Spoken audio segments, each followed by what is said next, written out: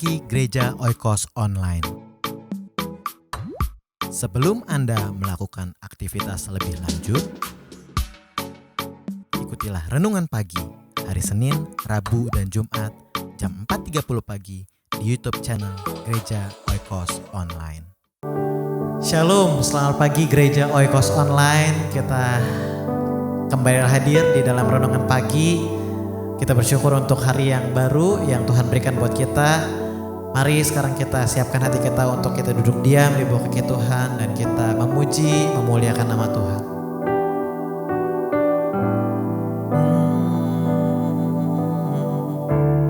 Mari kita nyanyikan sama-sama. Sebab Engkaulah Tuhan.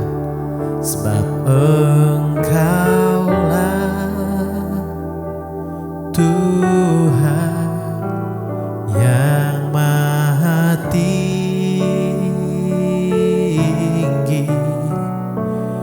Kau ditinggikan atas segala Allah.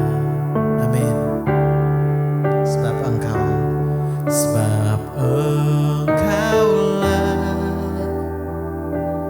Tuhan yang Maha Mulia.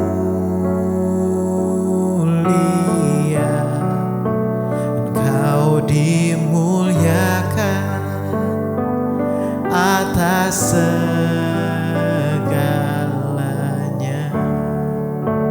Sama-sama katakan, Kau ku sembah, Engkau ku sembah,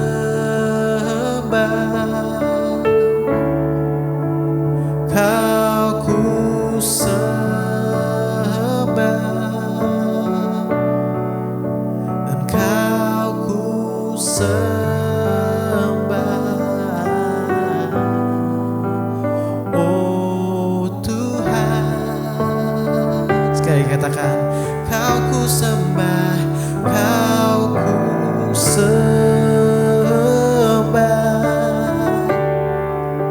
Engkau ku sembah, oh Kau ku sembah. Amin. Oh Tuhan. Katakan sekali lagi, sebab Engkaulah, sebab Engkaulah Tuhan yang Maha Tinggi. Kau ditinggikan atas segala Allah, atas segala Allah. Amin. Sebab Engkaulah Tuhan yang Maha Mulia. Kau dimuliakan atas segalanya, oh segalanya. Sama-sama katakan, Kau ku sembah, Kau ku sembah, Engkau ku sembah, oh Kau ku sembah, oh Tuhan. Haleluya. Engkau ku sembah, Kau ku sembah,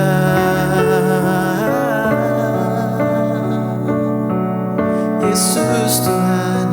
Engkau ku sembah, oh Tuhan. Sekali lagi katakan, lebih sungguh lagi katakan, Kau ku sembah, Engkau ku sembah, oh Rayana Yasharayabo. Oh, we worship you, Lord.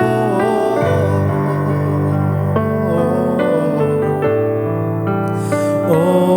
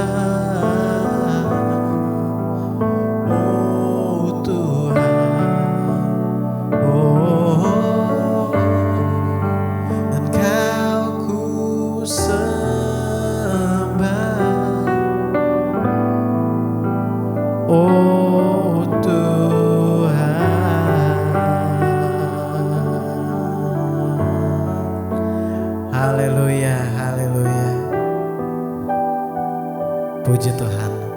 Mari kita siapkan hati kita untuk kita meneruskan hari kita dan mendengarkan firman Tuhan pada hari ini.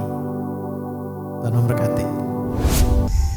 Shalom Bapak Ibu Saudara sekalian, selamat pagi dan selamat kita bertemu kembali dalam kasih Tuhan Yesus Kristus. Doa kami adalah supaya saudara-saudara semua berada dalam lindungan Tuhan dan tetap semangat dalam memulai aktivitas kita. Dan biarlah sebelum kita memulai hari-hari yang akan kita lalui sepanjang hari ini, kita mau mendengarkan arahan dari Tuhan, khususnya dari firman Tuhan. Firman Tuhan saya ambil di dalam Matius pasal 6 ayat ke-6. Demikianlah bunyi firman Tuhan, tetapi jika engkau berdoa, masuklah ke dalam kamarmu, tutuplah pintu dan berdoalah kepada Bapamu yang ada di tempat tersembunyi. Maka Bapamu yang melihat yang tersembunyi akan membalasnya kepadamu. Dan di sini Tuhan Yesus berkata, kalau kita berdoa, kita masuk ke kamar, tutup pintu, dia katakan, dan kunci, ya.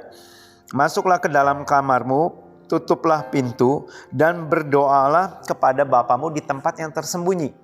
Nah, kalimat yang Tuhan ingin sampaikan adalah cerita tentang di tempat yang tersembunyi. Masuk ke kamar, tutup pintunya, dan berdoa kepada Bapa di surga di sana. Karena kalimat sebelumnya Tuhan Yesus berkata demikian. Tuhan Yesus sedang mengeritik atau sedang mengajar kepada umatnya dan juga kepada orang-orang Farisi. Dia berkata demikian. Apabila kamu berdoa, janganlah berdoa seperti orang munafik.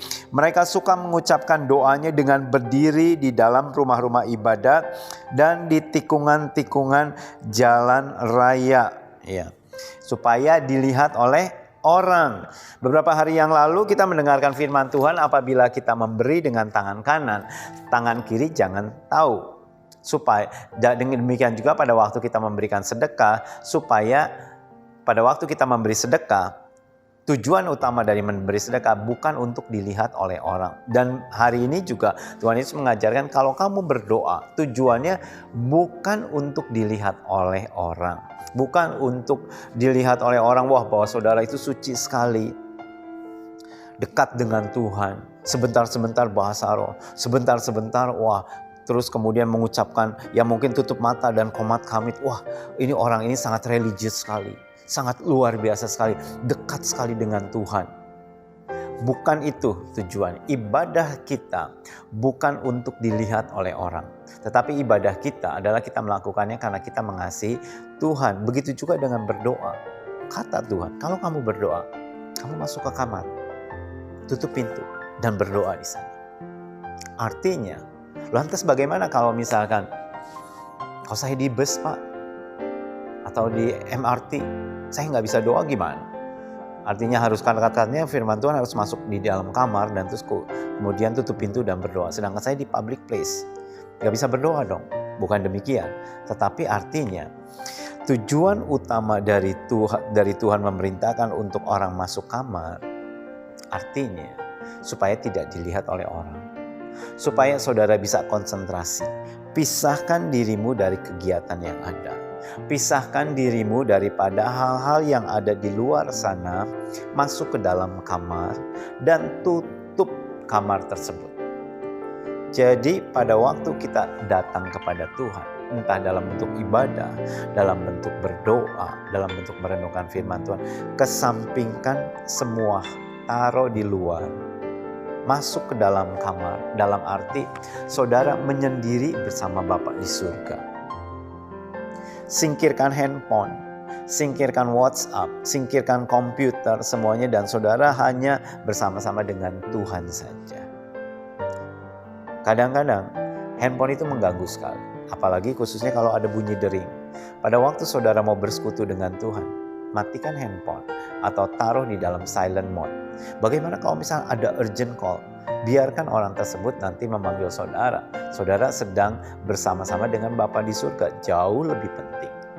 Kecuali memang kalau memang saudara sedang menerima atau menantikan urgent call yang mati dan hidup, ya itu artinya memang saudara ya mau nggak mau saudara harus tetap pegang, misalnya dokter atau perawat atau orang yang sedang menunggu, orang yang sedang berada dalam keadaan kondisi yang sangat kritis sekali. Itu mau nggak mau tetap harus pegang handphone untuk supaya kalau ada berita yang mendadak yang sangat penting sekali supaya cepat tersampaikan. Itu lain perkara.